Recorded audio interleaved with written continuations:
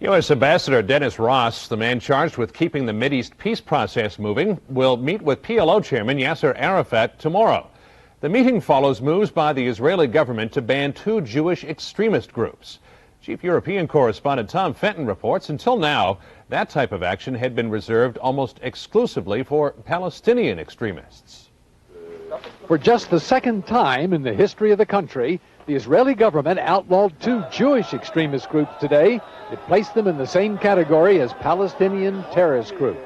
In the same category, exactly the same category, yes. The groups Kach and Kahane High have both publicly applauded the Hebron massacre. They'll have their offices closed, their assets impounded, and their members will be subject to arrest.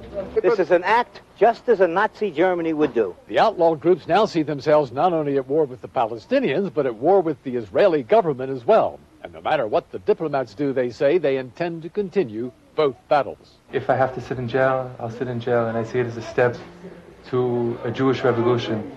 As far as I'm concerned, Rabin is the biggest scum, and he's the biggest danger to the well-being of the Jewish people. For Palestinians, the ban on the Jewish extremist groups was not enough. They want the settlements dismantled and are demanding international guarantees to protect the Arab population in the occupied territories. Yasser Arafat cannot come back to the negotiating table as if business as usual. Business is not as usual. Today was the end of the Muslim holy month of Ramadan and the first opportunity for West Bank Arabs to mourn their victims. Diplomats are now in a race against time to find a formula for reviving the peace talks before another atrocity buries the peace process as well. Tom Fenton, CBS News, on the West Bank. President Clinton called Syrian President Assad from Air Force One this afternoon to discuss the situation in the Mideast.